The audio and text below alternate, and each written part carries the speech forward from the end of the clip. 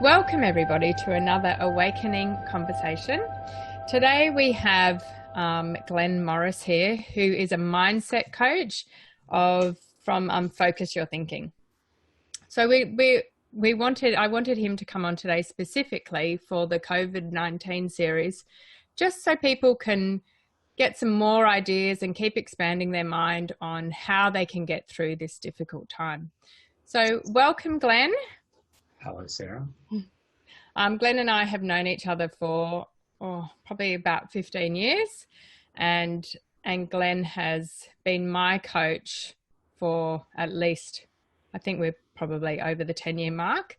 So I have a big insight into how Glen works and Glen's mindset, and how he helps shift my mindset if I get stuck in anything.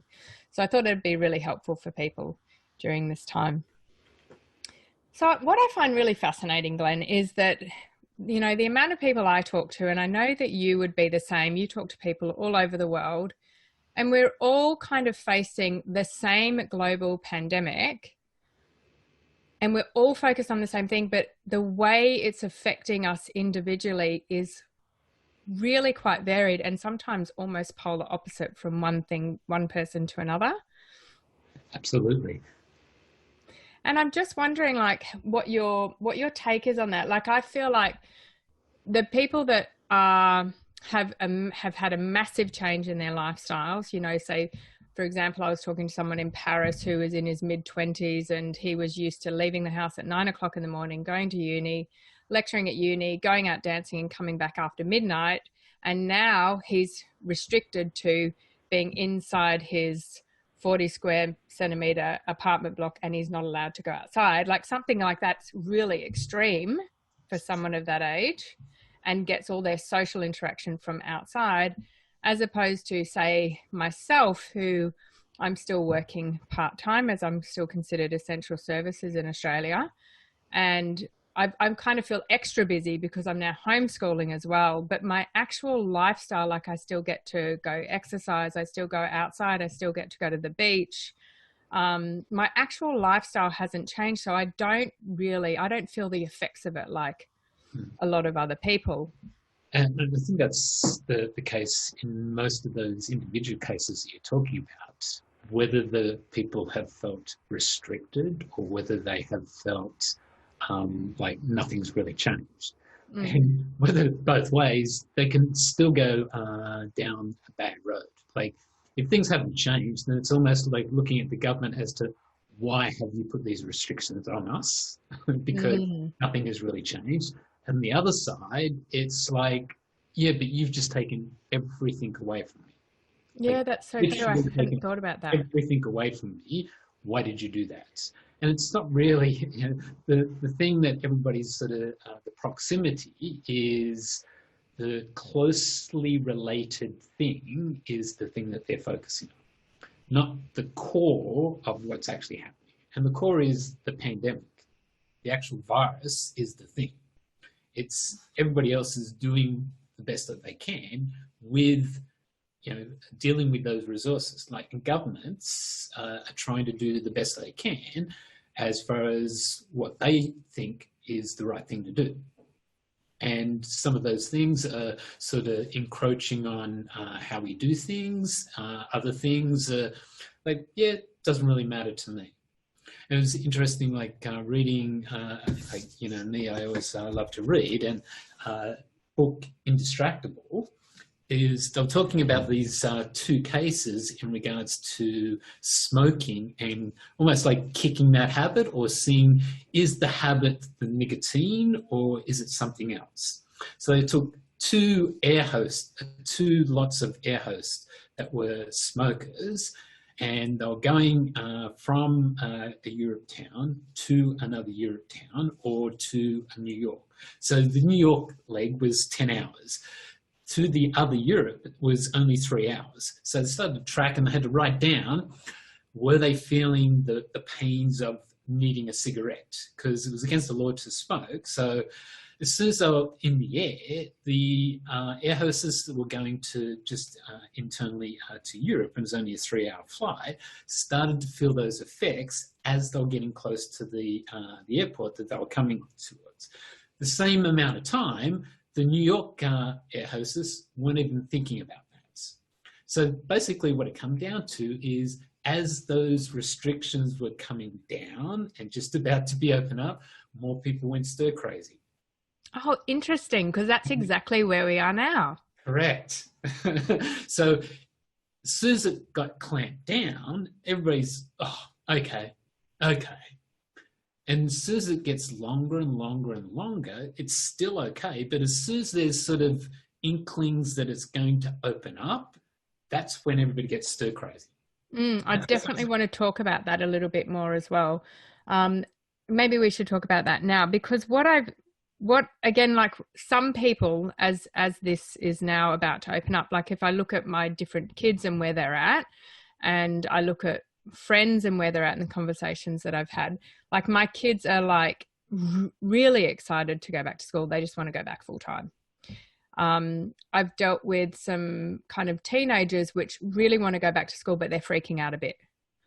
My eldest went back to school full time from today, and he was feeling a bit overwhelmed because he's been working at home for now like 6 weeks or so, and going back to school full time, he was quite happy to do that. And he tells me it's because he's an introvert and he's quite happy with his own energy and his own company, and going back kind of into the world of people like full time, he's finding it a bit overwhelming.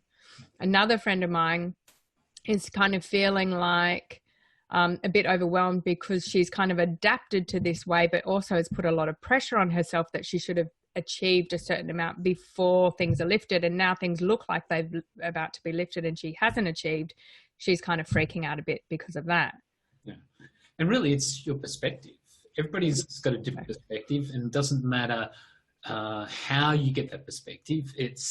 That's just what you think. And like typically as humans, we're driven to want more or to do more with the time that we have. So it's not necessarily constructively doing more, we just do more. Yeah. I mean, whether that's internal, whether that's external, like depending on your personality, like you'll look for those external things to do more. And, you know, I've got one of my clients who is like social butterfly, and, you know, she's feeling the restrictions as far as not being able to go out to restaurants every single night. She's doing more home cooking. She's more healthy, and she's saved a ton of money. She's going, man. But she started to express that in getting all these friends on like, what's it called? House Party, not Zoom, the other app that's become quite popular in regards to I know the one. Having all these groups of friends together, and she's been the person organizing all those different things. Do you know what I mean? So you start to divert as to what your perspective is and what you need to do to balance that out. So can I ask you, like with those different types of scenarios, what kind of perspectives would they have? Like what would the perspective of that social butterfly person, what perspective would she have? Well, she's trying to replace and all the safety things, because obviously she's also got asthma from that perspective. So she's more susceptible to, if she was actually to catch the coronavirus or COVID-19, then she likely would be a worse victim of that. So she was really careful the first sort of week, 2 weeks, and saying, I'm not doing anything. Like not going anywhere, not doing anything.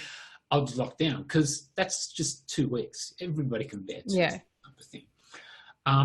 But then it started to, I'll just go do this. I'll just go do this. So she's looking for ways to replace that social interaction without physically touching people, but still getting that physical, the actual social interaction. For the people that are more introverted, or, and we're going to talk about sort of motivational strategies, which are controlling things or achieving things, they're just going to look for the ways to be able to do those things, which is the more of the focus. Clearly she was supposed to achieve things, so it's having a list and ticking those things off, but she's probably got caught up in other things that are happening. Okay. So she's just like looking for other ways to fulfill her own needs, basically. Correct. Okay. And what about, like, say with my eldest, who is, like freaking out a little bit about going back to school after kind of getting really used to being in his own company and studying at home. What kind of perspective could you explain to people that he might have that's just different? Well, in what sense do you mean by different, like his coping mechanisms, or why is he freaking out when he's going back? Yeah. Because you said it's all about perspective. So what perspective would he have that is making it hard for him to go back to school? Well, and you sort of said it, it's easy to fall into, you're just the introverted person. He would have had certain situations where he was in control of that social environment, but he's not in control of this social environment. Like, people are going to do different things. So again, it kind of comes back to what his motivation is behind it. Correct, because he's only freaking out because in the past he's got into this routine where he can control those social environments, whereas now it's like, it's a new world. Like, what do you do now? Like, you just can't walk up and shake hands. You can't, physically be close to people. All those things start to go, well, okay, just because we can go back doesn't mean that we can't do these other things. So the person who's trying to control things is like, well, how do I control these people? Actually, that would social person, it's like a sonar, like a radar. They're bouncing off, seeing what that person's doing. Oh, I do it this way. Whereas if you don't do that, it's like, what's my whole new set of rules? That's right. What's my social cues now? Right. Okay. That's probably what's, this other teenager that I had a couple of weeks ago who is like he didn't really love school academically, but loved the sport aspect, loved the social aspect, and had some goals. I think he wasn't a teenager. He was in year 6, had some like sporting goals this year, and they've kind of all been taken away from him.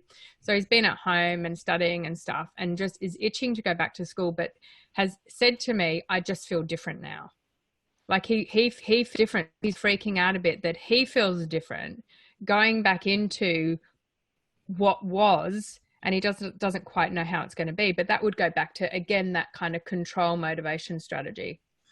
Well, and it depends. Like, it depends what, you said he liked to play sport. What type of sports? Oh, I think he had goals for cross country, goals for soccer, goals for rugby. So running, and then also team sports. Team sports is going to be really hard. Contacting other people, and without knowing whether they've got it or not, that's a really hard thing. Like, I had to go to but also whether the schools are even going to allow it, at this stage. Well, they're probably going to be more led by, unfortunately, in Australia, have rugby league or rugby or AFL, what they do is just going to be copied. Yeah. Do you know what I mean? So, yeah, sure, they're looking for the financial, to get things financially back on, track, but that's socially or, what people do is just going to copy that. Yeah. So you don't really know. Like, as I was just about to say, I went to the dentist because my tooth was playing up, and I said, how's he been going? Because there's been a lot of restrictions as to what they can do. He said he went through HIV, and basically he had to assume that everybody had it. Like, for him to act in a way that he could respect everybody, he just had to treat everybody that they had it. And just take all those precautions. So it's going to be a similar thing. Like, just because everything's open doesn't mean everybody's not contagious or hasn't got it, whatever. So it's going to be pretty unsettling until they have some sort of way of, either immunizing people or getting on top of that. I loved how the way my mindset's been with working as a chiropractor during this time has been, initially I wasn't really sure about. I didn't want to be part of the problem. I wanted to be there for my clients, but I didn't want to be part of the problem. So, and then I heard Jacinda Ardern, New Zealand's Prime Minister, say, act as if you've got it. So it's like, if you act like you've got it, you're not freaking out that everyone else is having it. You're actually respecting that you don't want to invade other people's space because you're a carrier. And I thought that was a really great way of putting it as well. So I kind of adopted that mindset and made sure I was gloved and masked, so I wasn't being part of the problem and spreading it to my patients as a potential carrier without symptoms. So I really liked that kind of mindset around it as well. But yeah, I get that, what that dentist said too. You've just got to act like that's how it is. And most of this stuff, like most of you start talking about mindset, it's really, as soon as you can solidify a perspective, then you're right. Like, if there's uncertainty about the way that you're going to act, then that comes across. Okay, it comes across in your actions, and it comes across in your behaviour too. Yeah. So, what might be some healthy mindsets that people could adopt? Well, and it's, once again, you got to look at the facts as to what are the facts, and then you've got to say, okay, what do I do in my life, and am I going to interact in certain ways? What's okay? What's not okay? Even I was thinking, as you were talking about the other story is going back to school. Like, when I go to my cafe, straight away it was almost like they started to wear masks and wear gloves, and then it was still, everything was open type of thing. Then they put these, almost like shields up type of thing. But even they put the shields up, you sort of go, oh yeah, and I'm going, okay, shouldn't do that.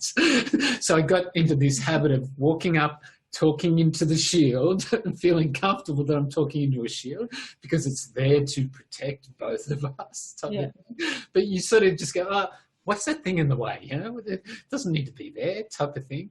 So it's getting used to how you interact in your life, and so that becomes a habit. So it's just accepting where things are at and working out like what your boundaries are and respecting other people's boundaries, essentially. Yeah, you're correct. Like, and I live in an apartment that's got lifts, and like prior to this, you try and cram as many people into that lift as possible. These days, it's almost like, how many people are in there? I'll wait for the next one. I'll take the stairs. Well, you can't even take the stairs. You have to take the lift. But, yeah, right. But that's the case. Like, even though it's lined up, everybody's now just that little bit more patient. Like, there's other people that are not, but I choose not to be that way because that's my perspective. Do you know what I mean? Like, as soon as you see those type of things, you almost like got to guide yourself to what's going to make me feel safe, and also the people around you feeling safe too. And like, even walking down streets, it's like, that's too close, or people getting too close type of thing, and you just got to respect people's boundaries.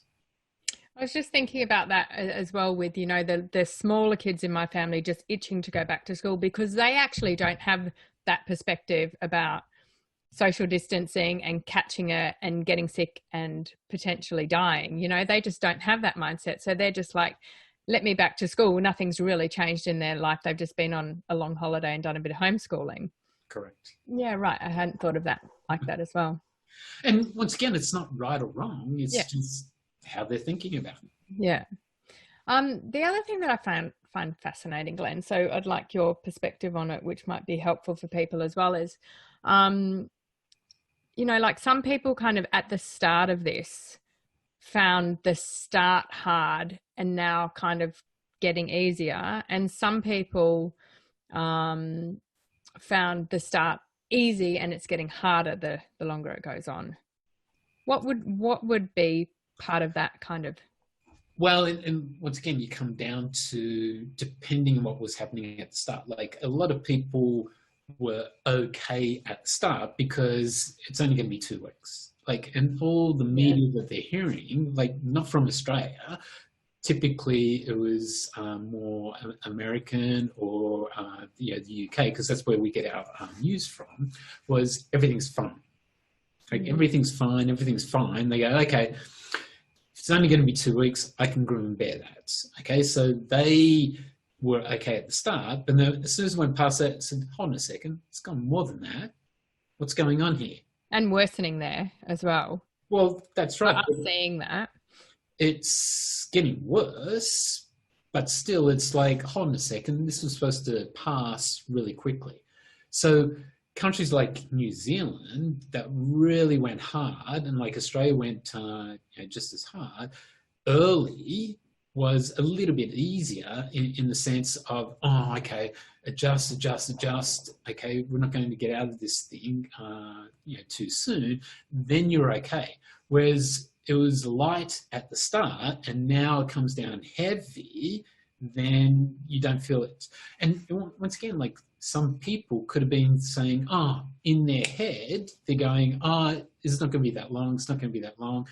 Hold on a second. It's going way too long. So as it went on, they got worse. Okay. Whereas the people up front that said, this is going to be bad, this is going to be horrific, as soon as it wasn't as bad, because it isn't, unless you're around, typically say New York or in Italy or in Spain, in Madrid, you're not seeing physically people dying, or you're not seeing the reality of that. So it isn't as bad. So it's an inconvenience, but at least I'm alive. Yeah. Yeah. Okay. And how do you think, like, and again, I guess it's how much it influences your perspective, but, I've chosen, well, not that I have that much time anyway, but I've kind of chosen deliberately not to watch that much news. I get a little bit of an update, on a Sunday when I kind of need to know what's happening with the next week. But I know a lot of people are watching it 24/7, and how that would really totally influence your perspective. Well, then they're getting drawn into themes that, certain people, the news is good from the perspective of giving you the facts of what's going on. The bad side of it is they need to keep on having your attention. So they're going to, give you certain things to keep that attention. And that's what you get sucked into. It's the same as like... and that's usually the fear stuff and the stressful things and the anxiety and needing to know more because you think you need to know. Correct. And if it's helpful to you as far as understanding the situation, that's great. But if it gets into the fear and you really feeling like, the world's going to end, not good. Yeah. So how do you manage it? What do you do? I've just been focusing on really looking at the patterns of the numbers and where the numbers are going from that perspective. Looking at the news in regards to how certain countries are handling it. Obviously, I've got clients all around the world, so it's a real effect. I've got to look at, what are they communicating? How are they communicating that? Are they doing the sensible thing or the right thing? Because that's going to affect people's businesses and, their livelihoods. So I'm also looking at it from that perspective. Try as you may, like, I don't think you can ever be immune to being sucked into the fear of certain things are going to happen, but it's trying to look through the patterns as opposed to the way that they're telling that story. Yeah. So using your own kind of compass as to whether this is good for you or not. So the way you're feeling about it. And correct. And I read a really good article overnight that I'd seen a few days ago and sort of saved as to, they're sort of saying it's not going to be as bad of depression. Like when this first hit, I went into mode of like, this is going to be really bad. Like even in China, when everything was happening in China, that's going to have the ripple effect of things being bad. As soon as it spread to all these other countries, of course that's going to be bad. But this article, and it was basically from the Harvard Business Review, went through all the reasons that we won't have this huge depression. Do you mean in Australia specifically? No, around the world. Around the world. Oh, okay. And basically it was because, the depression really happened, and because we weren't there and you don't really know the news, but politically they didn't act as fast and they let these banks fall over. So that's why we got into this depression. And they haven't done this time around, because they've learned the lessons from the global financial crisis, and they said this is going to be even worse. So they're supplying more paper, so it's not going to go that way. And there was 3 other things that basically indicators as to why it won't go that way. And as soon as I read it, I went, that makes really good sense, and that gives me a little bit more comfort that it's not going to get that bad. Do you know what I mean? Like, bad in regards to people dying, it's horrific. Like, I'm not discounting any of that. But, the flow-on effects and the second, third sort of effects to that is a lot more people could be affected. Yeah, interesting. The other thing that, so I want to get into motivation strategies, and maybe I'm thinking there's a few different groups. There's like motivation strategies for, say, people that, let's think of it this way. People that want to shift their business, like if their business can't have the same model because of however COVID-19 has influenced it. So like their motivation strategies as to how to shift their business. Other people kind of want to make the most of this time to maybe be creative, or not necessarily about business, but maybe think of doing their life differently, but can't kind of get going.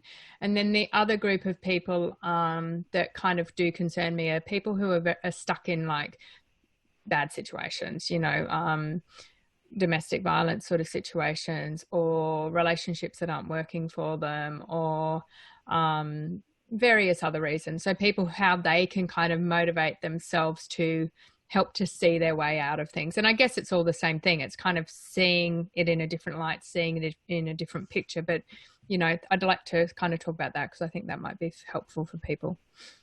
Well, and we talk about, and we've talked several times in regards to about the core motivational strategies. Obviously, there's the directional as far as how people are motivated, and like it's pretty much split down the center in regards to either towards something that people are motivated, or they're trying to move away from a bad situation and actually have something better, but they need to realize they're in a bad situation to actually do anything. So, and usually this is the carrots and the sticks, but from a certain extent, people always want to be heading towards something. So they're always thinking about what they can be doing in the future. Okay, what could I be doing more? What could I be doing is something a little bit outside of what I'm doing. So they're always focused on something else as opposed to where they are now.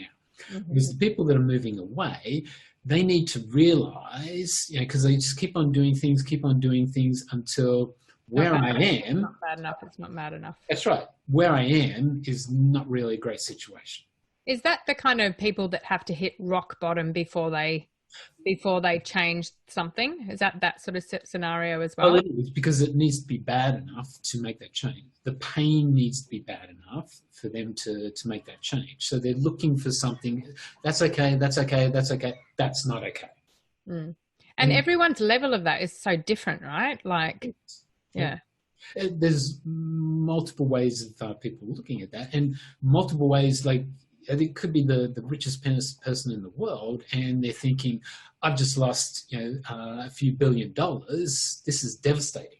There's somebody who's hasn't got any money, not got any income coming in, are devastated because how am I going to pay for anything coming in? They still feel the same way. Like the impact on them feels the same way. Doesn't matter where they are. So those, sorry to interrupt again, but those people who are in like so really bad situations now, this may actually be an opportunity for them to go, this is just not okay anymore. It's Right. unbearable. I have to move. So in a way, like hopefully for those people, this is enough to go, enough. Yes. Well, enough to make those changes. Do you know what I mean? It's not necessarily enough is now I'm going to leave. Enough is enough of putting up with this. Yeah. You know, something has to change, or you know, I just can't keep on going on like this. Yeah. Because they keep on, it's okay. I'll just get to this. And there's no light at the end of the tunnel. Yeah. No. Yeah. So that could be financially, relationships, personal stuff. Well, and it's always the big three, like, you know, wealth, which is financially your business or your work or how you are earning money, your health in regards to, you know, you keep on not wanting to lose that weight, or, you know, the bad diet that you're on, or not doing any exercise. And then finally you say, my health has suffered too much. I need to change that. Or the relationship, and that's relationship with your family, relationship with an intimate partner, and relationship with friends. You know, it's always, you know, something's going to be strained, and people keep on putting up with it, or they're going to make a change. Okay, cool. So that kind of is like the toward away from motivation. And then you break it down into three motives that you have, and it's really the perspective that people see that from. And you start to talk about the first one is achievement, which is focusing on the task. Okay, so whatever the task is, those sort of people tend to focus more on just getting that thing done, or having something to do, which makes them feel fulfilled. Okay, so they don't focus on how to do that. They don't focus on who they interact with that. They just focus only on doing the thing, okay, and keep on doing that over and over and over. The next side of that is the actual control. Like, how I do it is more important than what I'm doing and who I do it with. So as you look at how you do it, it's almost like, no, we don't do it that way. We do it this way. Or no, if you do it that way, it's not going to work. So they're constantly trying to micromanage things and it be done a certain way. And it's really hard to let go of those controls, because they know, or they think that they know more than the other person, and that's not going to go the right way. The last is more that relationship, which is the connection with somebody else. So the highest priority for them is that connection's got to be right before I can do anything or how I do anything. So the first thing that they're looking for is, once I've got that connection, then everything's fine. So they focus on, you know, do you think I'm a good person? Or, you know, getting more people socially engaged and saying, this is a good idea, isn't it? And everybody agrees with them. Oh yeah, I feel good now. Everybody's saying that what I'm saying is socially acceptable. Then they can move forward from there. Okay, so depending on the perspective you have, and then all of those things you can touch on. Like, everybody touches on those things and has a little bit of them in them, but there's ones that is the primary source, is the first thing that you look at. Like, you could be the first thing that you look at is, no, it's got to be done a certain way. So you're more so looking at that control, and that's how they'll approach everything, okay? So they'll first need to get that, and then they'll have something that's secondary to that. And it may be, like, the secondary may be the achievement of it, okay? They don't worry too much about the person, and that becomes a little bit of their blind spot, but they're looking for the combination of those two things, controlling it and achieving it, balances them out. Okay, or they could be the social person that socially they put this together, and the way that they control that feels better. Okay, if somebody tries to take control, feels good, but yeah, just, you know, I just need to control this. I need to get those people coming together. So, you know, from there, I started to look at that, and you have to, if you figure out what your primary is, that's the spark. Okay. Like, that's the, almost like the, like you talk about combustion engines, the spark that gets the engine going.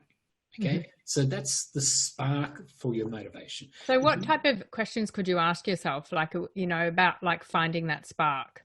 Well, and I was talking to one client that's he's personal training, but he's corporate personal training. So putting these programs together, and straight away, like he's being paid because the contract that he's got is still being paid, even though the workers are not there. They're still upholding those contracts that they've got with the building.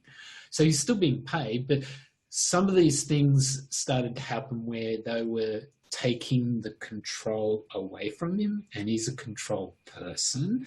He started feeling really unmotivated.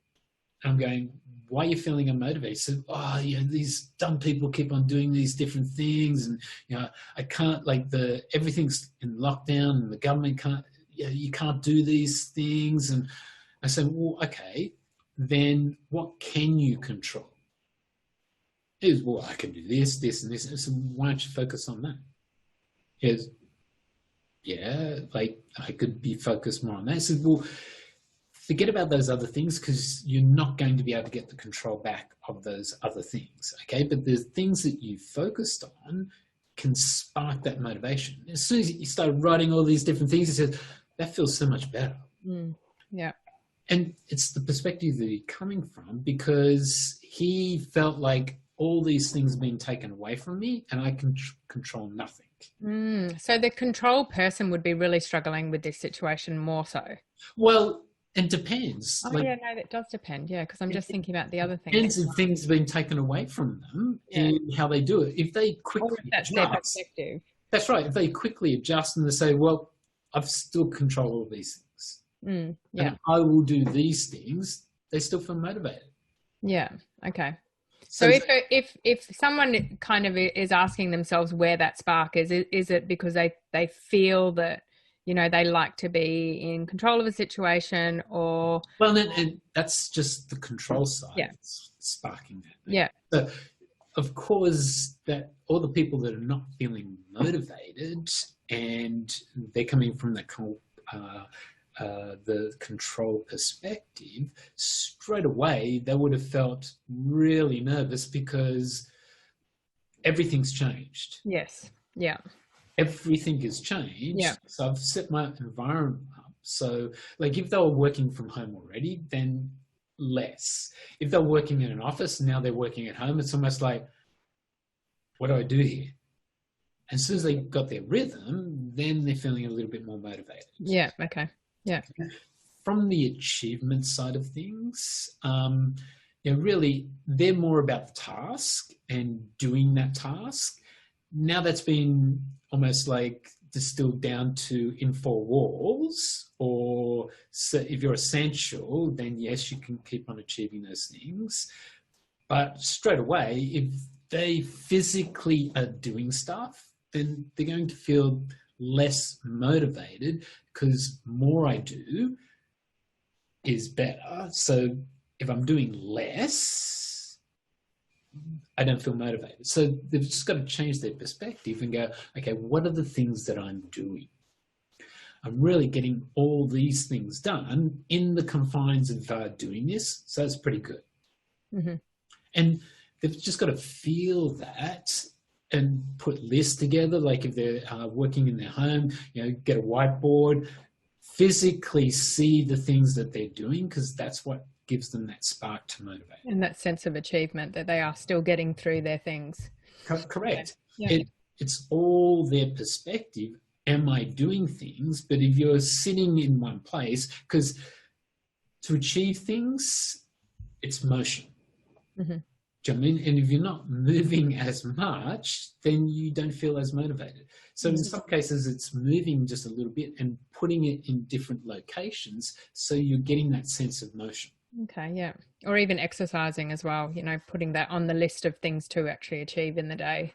Correct. And like, if you look at it, it depends on how people were exercising. For me, it wasn't really affected because I was on a bike and I didn't ride in groups of people. So I was riding by myself. So really have not been affected. Like when it first started, I'm going, okay, I may not be able to ride my bike, that's going to be put on hold. But as soon as it was lifted, nothing changed. There's people who've been going to a gym.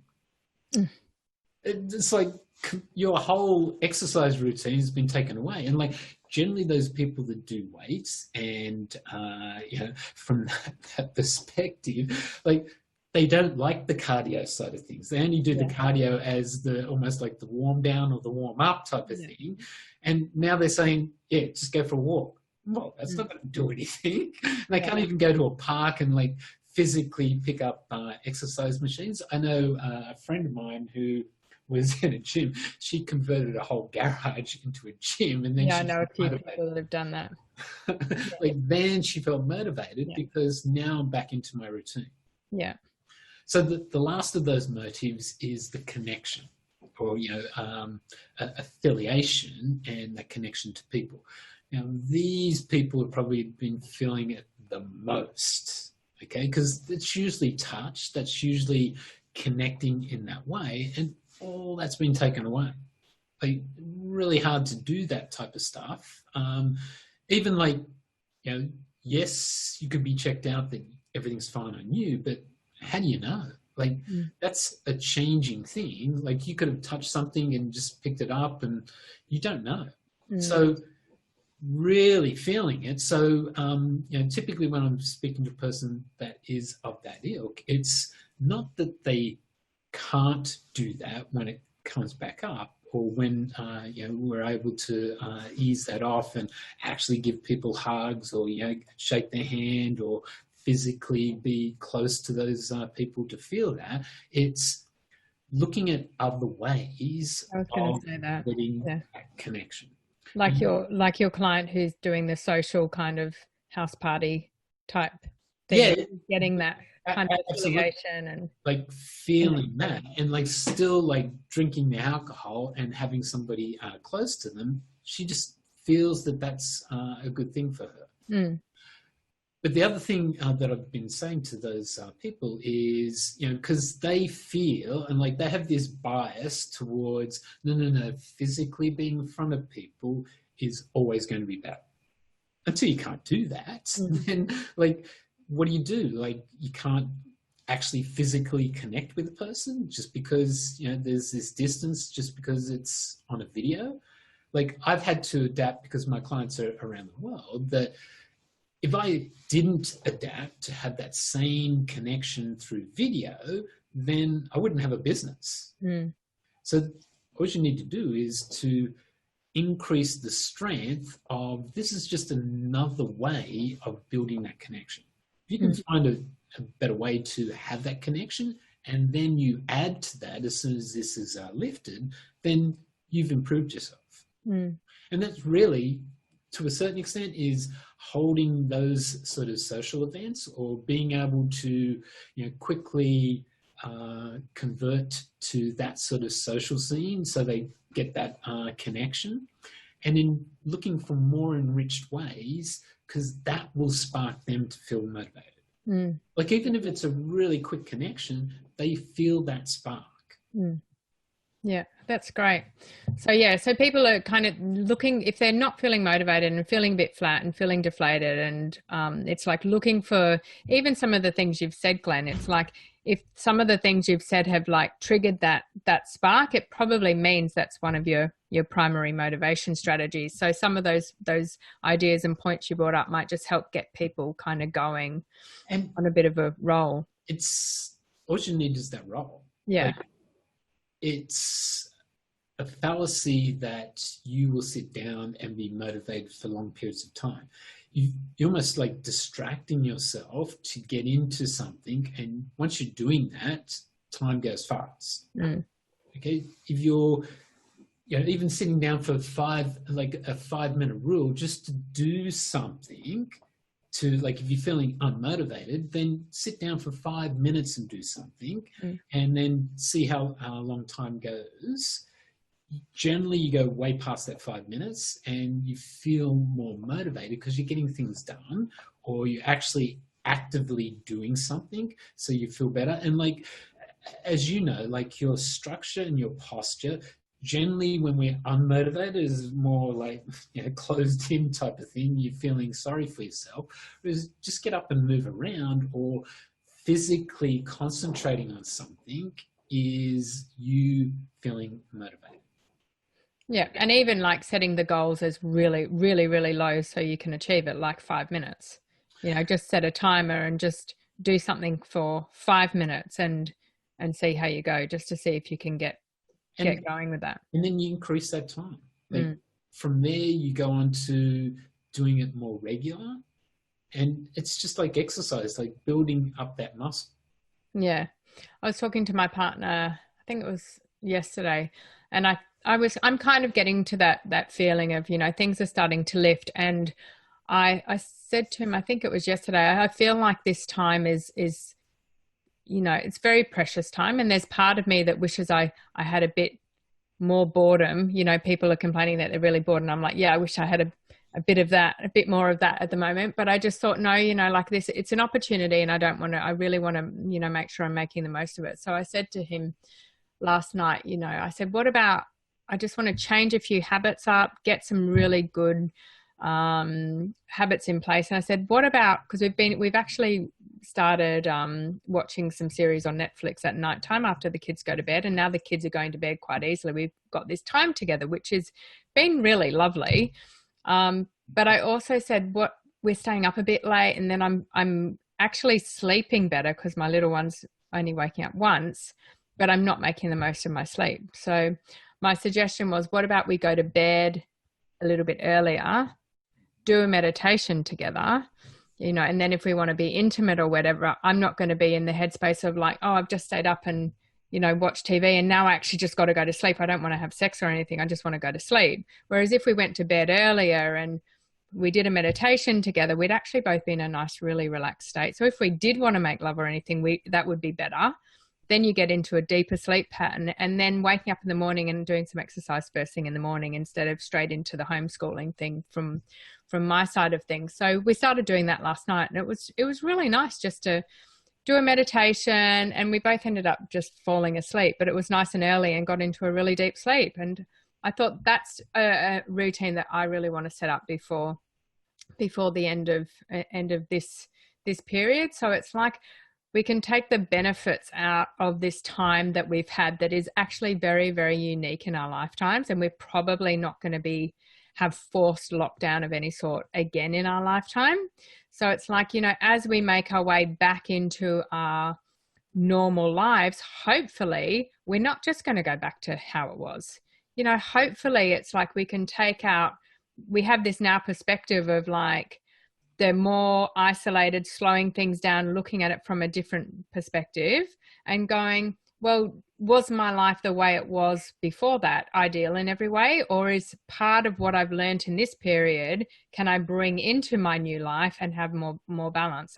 I feel like it's a big opportunity for us to look at it in a different way and decide how we want to do it instead, rather than just be eager to jump back into how life was before. I feel like that would be such a big waste if we were to do that. Yeah, well, I don't think things are going to go back to normal. I don't either. But like in terms of like as individuals, I think, in our individual lives, if we can kind of learn from this period, I think it'd be awesome. Yeah, and that's always the goal. Like always, the goal is learning from that and putting those things in place. And really, it's realizing that people have the control or have the ability to be able to do those and change all those different habits you've got. Like really habits, why have you got the habits that you've got anyway? It's just you fell into those. It's going, are these the habits that I really want to have, or is there something I want to do differently that makes me feel better? Yeah. And as we go through different periods of our life, we should be wanting to change our habits anyway, because we're in different periods of our life. They shouldn't just stay the same just because they're a habit. But a lot of people just aren't even aware of it, right? And then when we get locked down and it's like freak out because we can't do our normal habits, it's like, well, how were they serving us anyway? Which ones were good habits, which ones are habits to improve? I've said that to a lot of my clients, like this is the perfect time to actually really look at your bad habits in terms of how it's affecting your health and deciding to change it. Well, and we talked about the other day, and I gave you the acronym of the shift Oh yeah, in love that that. regard. But really, we only look at habits if they're serving us really well, or if they're bad. Okay, because we've got all these other habits that we actually do. We mindlessly do all these other habits because that's just the way we do it. Yeah. Um, and you're only changing the ones that, and we tend to look down on the world more so, look from the negative bias side of things instead of the positive side. So we're always looking at, oh, that's a bad habit, but we don't really make the action to make that change. And it's looking at the core of those, and really first is looking at the situation that those habits actually are happening. Okay, so the situation, and So this is why the is SHIFT acronym, right? Yeah. correct? So I Why was about to say, let's go into that. why isn't this situation the best possible scenario that I want? Again, it's looking at those habits, which is the H. The habits is causing that. Okay, unaware of you, you don't know that you've got this habit until you go, this situation keeps on happening. It's because of that habit. And straight away, as soon as you see that habit, once again, we're not going to change unless it's terrible, or if that's good, we're going to do it more often. Okay, so you've got to look into the future and make it worse. Like if I keep on doing this habit that I've got right now, like if you started to look at your Netflix habits, which start with it's okay, but then you start to say, every night you are going to do that. Every night you're going to waste 2 hours of just mindlessly watching Netflix. What's going to happen? That's going to turn into a habit. And 20 years down the track, you're going, yeah, we should have stopped back then. Like 2 hours. What could we have done with that time? And you got to really make it bad. You go, oh, that's the implication of that habit. Yeah. The As soon as you look at the implication of that habit, you go, got to change that. So then you go, okay, what am I going to focus on? What's the new habit that I can do? And you just did it. You go, okay, we're not doing that habit. We're going to do this other habit. And whether it turns out to be like, 2 hours of meditation, that's a good thing.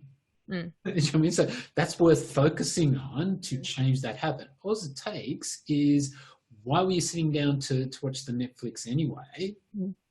To relax. And meditation, I'm going to relax. Well, Wynn's first thought was, well, I don't know if I want to do it every night. What about 3 days a week? And I'm like, well, how is it going to be a habit if we do it 3 days a week? We're not going to form the habit of it. And he's like, but I've got to do research. And I'm like, well, on Facebook. Pass it off as so yeah, then you focus and really focus on the habit, and like it's intensely focusing until it's a habit. Yeah, it's not, and like what you just said is, if you can maintain it 3 times a week and it turns into the habit of 3 times a week, great.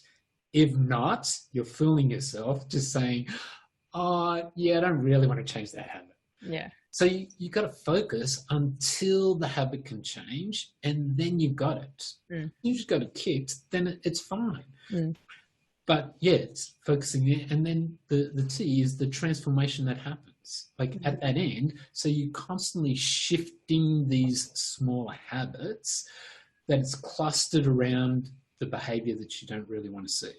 Okay, so in all these situations, there's certain things that you just change these small habits, and you go through that process, focus, change it, do it this way.